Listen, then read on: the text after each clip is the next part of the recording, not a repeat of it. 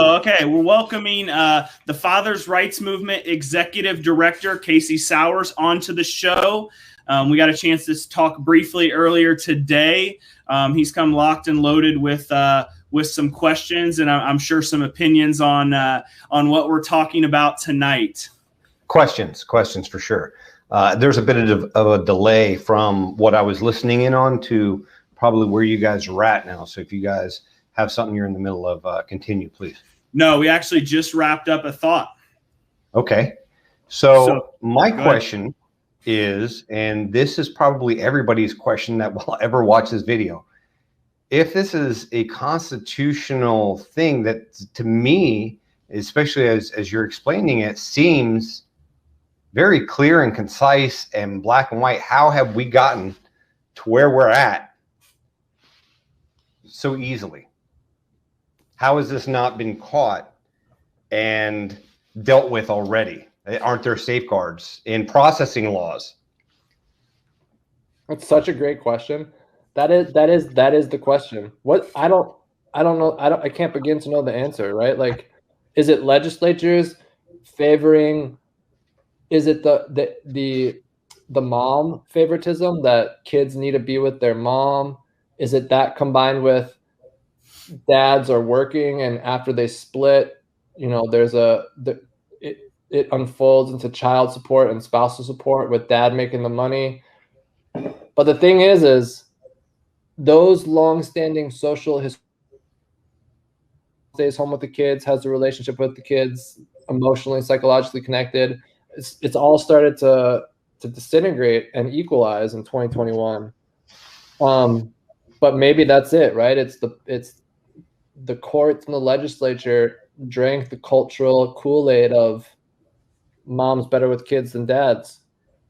Well, let's go all the way back to the start. Let's go all the way back to the start of how this creep started. Well, you were talking earlier about these laws, these constitutional laws in 1928, as one of the years that I heard. 1948. What were the custody laws, though, then? The custody laws at the time actually favored fathers. You have to realize that there was a huge switch dynamic in the dynamic around World War II and the return to that. And let me add to that. In 1948, a document was signed by the United Nations called the Universal Declaration of Human Rights. And I've gone through that. I've got it up here. We can pull it up. The way the current family laws are, in my opinion at least, clearly violates 5 of the 30 declarations of the human rights, arguably more based on the situation. But not only is it a violation of the Constitution, a violation of human rights, which, we're talking about the U.S., but this is a worldwide issue. Well, let's pull it up. Mitchell just made a really good comment here. Let's start calling it what it is: human trafficking. People profiting massively from it. Let's talk about that, because Ryan, you don't know, but because we haven't had a chance to talk yet. But I'm currently in a doctorate program, and I'm conducting a pilot research project for my thesis. And over the summer, we've been doing a survey. It's got 48 questions, and I've got nearly 6,000 responses. I'm looking for 100 in each state. I've got 600 from California. I'm posting the link now in the chat.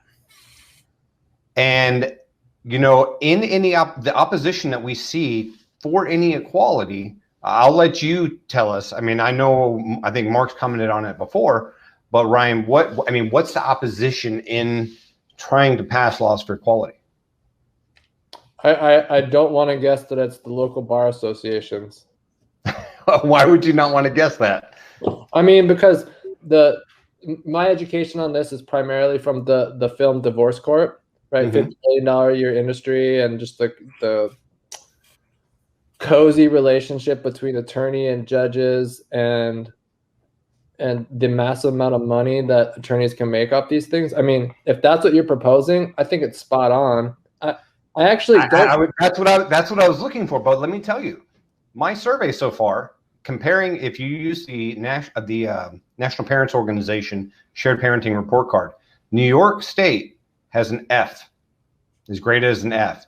Arizona, which is the state that I have enough responses in to utilize to compare, has an A-.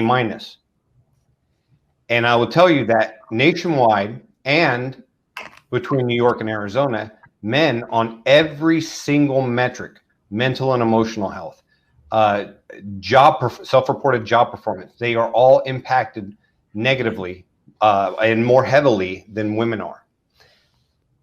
But what I found between New York and Arizona is that not only did men do better mentally and emotionally in their reporting and their job performance in Arizona, but women did too. But the most surprising part of it is even though their laws are more equal, according to the shared parenting report card, they reported that they spent more in court and attorney's fees than they did in New York. So the argument that they're making more money by keeping laws unequal doesn't hold water. Interesting. This isn't off the top of my head thought. This is the second time I've heard you say that, and this just popped into my head. So I had this conversation with a client today, and his co-parent is currently unrepresented. Just found out that I'm representing him today at their mediation. And I had the comment, I was like, families, I see it, and I only represent men. I know Ryan, he represents both sides of the aisle. I only represent men. And I always tell clients, when mom's unrepresented, family usually jumps in. Like, rarely do I ever see family throwing big money or chipping in everything they can to help a dad foot the bill for an attorney, but it's extremely common when it comes to women. I would say especially women in their 20s, like it's mom and dad, it's aunt and uncle, it's grandparents, everybody's throwing money. So I wonder if there's a connection between that. And I don't know how your data is put together. Is there a separation? Well, one, I mean, you have to look. I mean, going into court, anybody, and I've said this many times before, if you have a good friend and he's married with kids and everything else, and he comes to you and he says, Lisa and I, we've been fighting. I've been staying in a hotel the past week. We're probably gonna get a divorce. I've never had anybody say anything other than one of two things are going to cross their mind. The first being, okay, they're both reasonable people. Maybe they'll be able to settle amicably. Or two, man, he's screwed. And the social norm is that the thinking stops there because that's the social norm. So people know, general public knows it, men know it going into court. Well, it's like investing in the stock market. You don't throw good money after bad.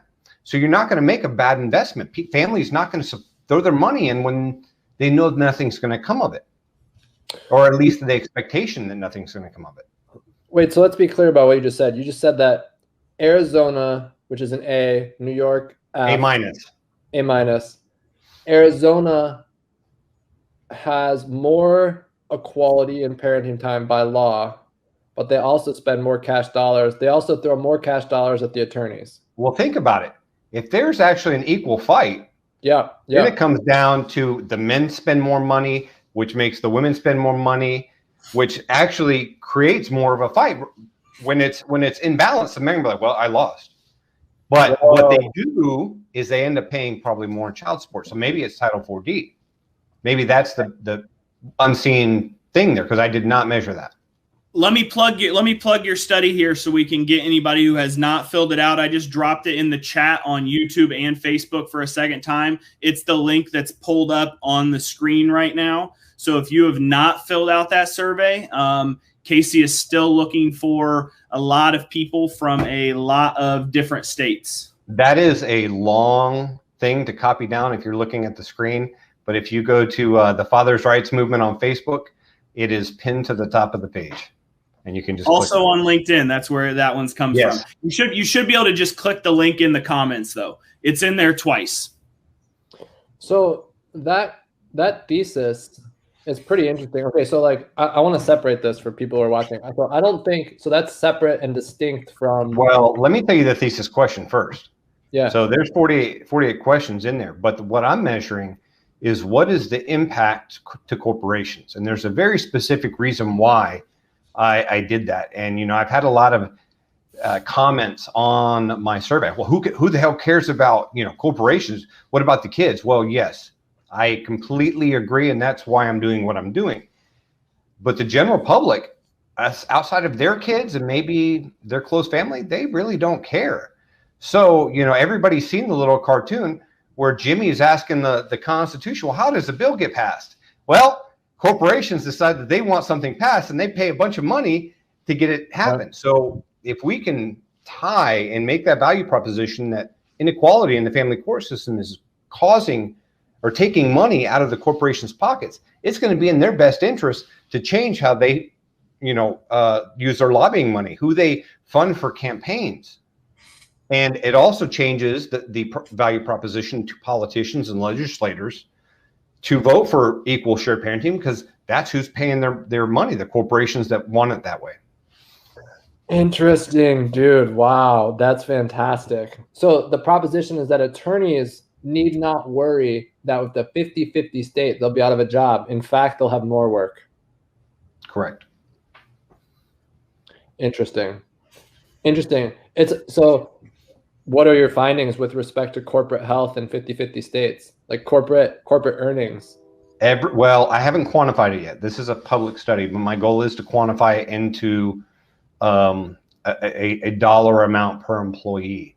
Right now, what I'm doing, as the pilot study, is just measuring that there is an impact. Establishing that there is an impact, a modifier and a moderator from the family court or court specifics on whether or not, what did they want when they went into the custody, thing, 50-50, did they want 100%?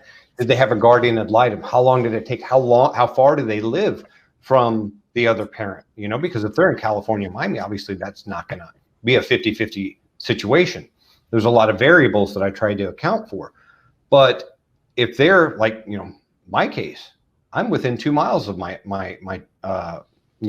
daughter's mother. So that's not a variable as much. Mm-hmm. And then one other thing that I got, well, what did you want when you went into the court situation, and what did you end up getting? Did you get it via agreement by both parties, or did you get it by judge's order? Mm-hmm. And there's a stark difference. Yeah. And I'll tell you that going into it, I think an overwhelming 48% of men are reporting that they went into it wanting 50-50. Only, I think, at most, 2% of men wanted 100%. Whereas the majority, women, 26 to 28%, went in wanting 100%. And only 22 to 23% went in wanting 50%.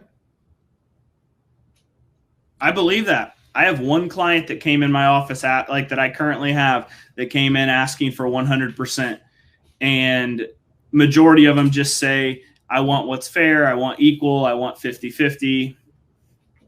So I very much believe that, because it seems like every single either petition or response, the mom's asking for at minimum 75%. Yep. And I will tell you that the statistics, while those are the highest reported, or highest number of responses, the sprinklings of everything in between on men range from what they got from 0 to 50%, whereas women it's 50.